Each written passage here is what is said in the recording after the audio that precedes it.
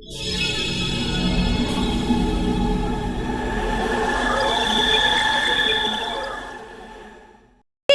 इस वक्त जो है ग्लोबल साउथ का लीडर होने के साथ साउथ अफ्रीका का हेड बनने के बाद अब गल्फ कंट्री के अंदर बहुत ज्यादा जो है डोमिनेट होता हुआ दिखाई दे रहा है। जितनी गल्फ कंट्रीज हैं, जो कि जाहिर है कि सारी मुस्लिम कंट्रीज हैं, उनको भारत के साथ काम करते हुए ना तो कोई प्रॉब्लम है और ना ही उनका ईमान खराब होता है, ना ही उनके रिलीजन को कुछ होता है, लेकिन वो आराम सुकून से भारत के साथ काम कर। अब मुसलमानों के 6 मुल्क हाँ। इंडिया को अपना बड़ा बना रहे हैं, माँ को ला रहे हैं। हाँ। कि माँ हमारे सर पे बैठो तो हमारी कोई कदर होगी। जितनी इंडिया में माँ की इज्जत है, औरत की इज्जत है, इतना पाकिस्तान में नहीं है।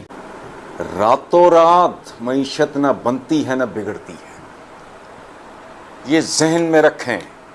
पाकिस्तान में हर बरसर इख्तदार आदमी है, इसकी तबाही में मुकम्मल हिस्सा डाला है। आप इमेजिन कर सकते हैं कि इंडिया की ताकत का अंदाज़ा ये लगा लें कि 6 अरब ममालिक के फॉरेन मिनिस्टर्स को एक टेबल पर बिठा लिया।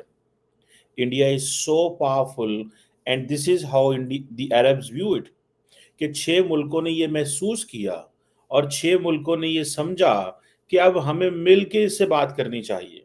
इसीलिए हम पीछे हैं। हालांकि हमारा इस्लाम कहता है, हमारा दीन कहता है कि आप औरतों की इज्जत करें, मगर जितने हिंदू लोग औरतों की इज्जत करते हैं पाकिस्तानी नहीं करते हैं, इसीलिए हम लोग पीछे। जय हिंद दोस्तों, मैं विजय और आप देख रहे हैं अभी रिएक्शन। तो दोस्तों, इतिहास में पहली बार जो जीसीसी ग्रुप है, जो कि 6 अरब कंट्रीज का एक ग्रुप है, इन 6 अरब कंट्रीज के फॉरेन मिनिस्टर को, यानी इन 6 अरब कंट्रीज को एक टेबल पे लाने का काम, बैठाने का काम जो है भारत ने किया है दोस्तों। और इसीलिए हमारे फॉरेन मिनिस्टर एस जयशंकर साहब जो है अभी पहुंच चुके हैं रियाद, और रियाद में जीसीसी की मीटिंग जो होगी उसमें भारत और जीसीसी ग्रुप की जो ट्रेड है उसके ऊपर काफ़ी सारी बातें होने वाली है दोस्तों। और इन सब बातों को देखते हुए हमारे पड़ोसी जो है काफ़ी परेशानी में आ चुके हैं। आज की वीडियो में हम यही देखेंगे ये जो जीसीसी की मीटिंग होने वाली है इसके ऊपर पाकिस्तानियों की कितनी जली हुई है। तो चलिए करते हैं वीडियो को शुरू। मगर वीडियो शुरू करने से पहले जो व्यूअर्स हमारे चैनल पर पहली बार आए उनसे रिक्वेस्ट करूंगा, प्लीज़ हमारे चैनल को सब्सक्राइब कीजिए, वीडियो को लाइक और शेयर जरूर कीजिए। तो चलिए करते हैं वीडियो शुरू। आप क्या समझ रहे हैं कि गल्फ कंट्रीज इंडिया के साथ बैठ रही हैं और कितनी बड़ी पावर है जी। इंडिया उनके साथ ट्रेड कर रहा है, इंडिया उनके साथ बातचीत कर रहा है। इंडिया जो है, पहले अगर बात करें तो पहले भी गल्फ कंट्रीज के साथ इंडिया का ताल्लुक बहुत अच्छा था। इस मीटिंग के बाद तो और भी स्ट्रांग होने वाला है। बिल्कुल, उनकी ट्रेड डबल होने वाली है। ठीक है, अब हमारे अगर पाकिस्तान के लोग किसी मुल्क में होंगे तो हम उससे अगर ताल्लुकात ख़राब करते हैं तो सारा हमारे पाकिस्तानियों पे असर पड़ेगा ना। अब इंडियन जो हैं इन 6 मुल्कों में हैं, उनके काम कर रहे हैं, उनका म्यार अच्छा है, कारोबार अच्छा है, उनके बल्कि इंडिया के इन्वेस्टर भी उन मुल्कों में अपना पैसा भी लगाया हुआ है। तो अब इसी वजह से उसको उन्होंने बैठाया सर पे। मुझे तो लगता है अब फ़लस्तीन का भी ये माँ बन के उसका काम हल करेगी मसला। इंडिया हल करेगा, क्योंकि मुसलमानों में तो इत्तेफाक ही नहीं है। मुसलमान तो बैठते नहीं है, 2 मुल्क बैठते हैं, 4 निकल जाते हैं। ठीक है, अगर मुसलमानों में इत्तेफाक होता तो आज ये मसले होते ही ना। आज ये इंडिया उनकी माँ ना बनता, पाकिस्तान उनकी माँ बनता। मुसीबत यह है हम बेहिस किस्म के डंगर लोग हैं, सोचते नहीं। पाकिस्तान बना, 7 जाली क्लेम बने, जाली जातें बनी, सब कुछ हुआ, तबाही और बर्बादी का समा। कर्ज का 1 रुपया नहीं था पाकिस्तान पे। आज आपकी आइंदा नस्लें गिरवी पड़ी हैं, बिके हुए हैं, रहन पड़े हैं आपके वो बच्चे जो अभी पैदा भी नहीं हुए। जो पैदा हो चुके हैं बदनसीब, उनमें से हर बच्चा जो है वो लाखों का मकरूज है। तो इकोनॉमिक्स की बुनियाद कोई ख़ानदान हो, कौम हो, कबीला हो, मुल्क हो, इकॉनमी ना रातों रात बनती है। कोई ताकत दुनिया की रातों रात किसी मुल्क को ताकतवर नहीं बना सका, ना रातों रात बर्बाद। ये प्रोसेस बड़ा खौफनाक है। पाकिस्तान में जो पॉलिटिकल पार्टी जितनी देर इक़्तिदार में रही उतनी ही जिम्मेदार। पाकिस्तान क्योंकि सुपर पावर है, पाकिस्तान के पास एटम बम है, इसलिए सारे मुस्लिम कंट्री पाकिस्तान की इज्जत करते हैं। लेकिन अब तो लग नहीं रहा, अब तो हमें कोई पूछ ही नहीं रहा। सब इंडिया की आप देखें, अबू धाबी के जो है प्रिंस वो भी आए हुए हैं इंडिया, और इधर से डॉक्टर एस जयशंकर जो है इस्लामिक कंट्रीज में मौजूद है। दोनों की आपस में बड़ी दोस्ती हो गई है सर। तो इसीलिए पाकिस्तानियों का पता चल गया दुनिया को कि इनके पास एटम बम शायद अब नहीं है। जो अभी हालात बन के जिस तरह ये मांग रहे हैं, इन्होंने एटम बम भी उनको दे दिया है, इनके पास कुछ नहीं है। अच्छा। ये सिर्फ बस खाली खोल लेके बैठे हुए हैं। हाँ। इनके पास एटम बम वगैरह नहीं, कुछ भी नहीं एटम है। बम तो है, ये तो सारे 25 करोड़ पाकिस्तानियों को पता है। होता तो ये एक दिखाते, किसी पे चलाते, किसी को धमकाते, हाँ। ये तो हर किसी से डरते हैं। अच्छा। चलो इतने अगर एटम बम हमारे पास है तो थोड़े से उसमें से बेच के कर्जा उतार दो या उनको बिल्कुल ख़त्म कर दो, उनको किसी को दे दो। भाई एटम बम को हमने चाटना है जब हम वैसे ही मर रहे हैं। कि इंडिया जो है वो अब गल्फ कोऑपरेशन काउंसिल के मिनिस्टर्स को एक टेबल पे लेके आ गया।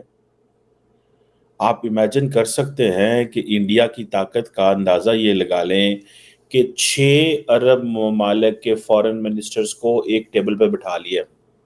India is so powerful and this is how the Arabs view it कि 6 मुल्कों ने ये महसूस किया और 6 मुल्कों ने ये समझा कि अब हमें मिल के इससे बात करनी चाहिए।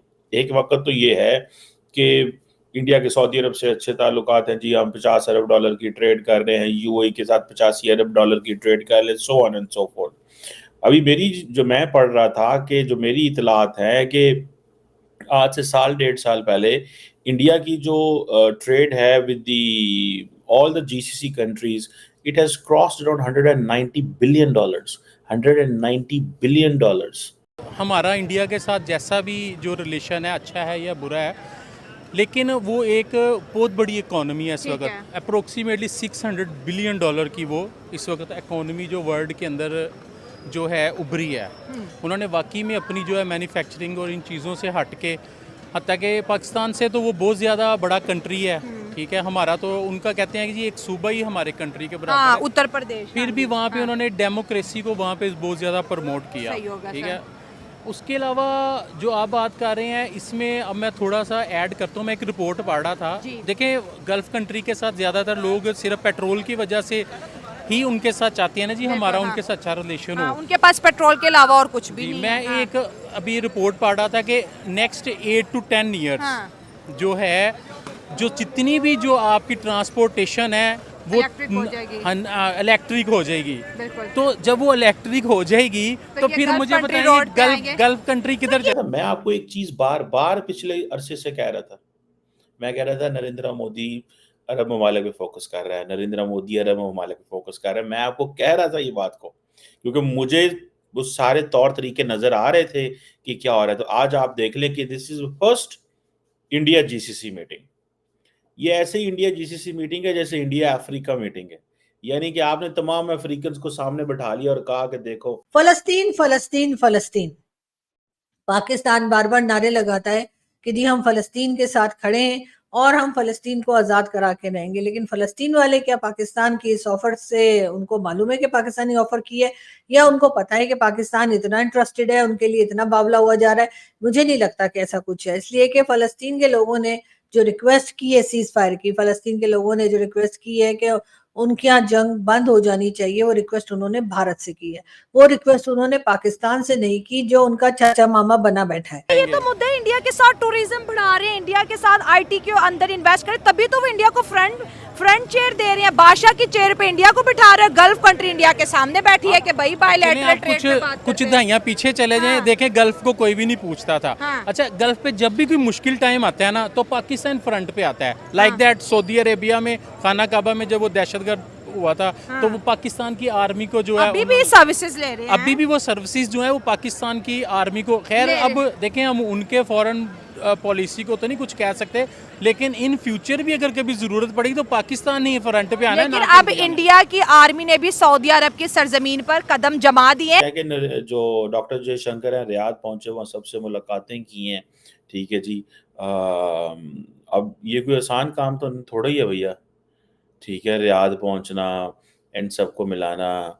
और ये जो first ever, this is first ever, एक बात बताऊं, इंडिया जीसी फॉरेन मिनिस्टर जो मीटिंग है, ये कहा जा रहा है, ये जो अल्फाज आ रहे हैं वो यही हैं कि जी ताल्लुकात को बढ़ाने के लिए इन तमाम गल्फ नेशंस के साथ एक ट्रेड करना, एंड देन ऑब्वियसली इंडिया तकरीबन 9 मिलियन के करीब, 9 मिलियन के करीब जो एक्सपेट्रिएट्स वहाँ पे मौजूद हैं, मुझे लगता है ज़्यादा है। इंडिया स्टार्ट से ही चाहता है, सबसे पहले तो इंडिया का मोटिव ये है कि इंडिया पाकिस्तान को वीक करना चाहता है। अच्छा, वो फाइनेंशियली भी, इंटरनेशनली भी और नेशनल दोनों जो है ना सूरतों में वो वीक करना चाहता है। दूसरा ये जो आपने कहा कि इंडिया ने जीसीसी के इजलास में 6 गल्फ कंट्रीज़ को एक टेबल पे इकट्ठा किया। हाँ सबसे मेन एजेंडा उसका तो ये है कि वो बेसिकली यूरोप में तो ऑलरेडी वो फिट है, हाँ ठीक है। आप देखेंगे कनाडा में अब दूसरी सबसे बड़ी लैंग्वेज जो है वो इंडियन हो गई है, आपको ठीक पता हो है। गया,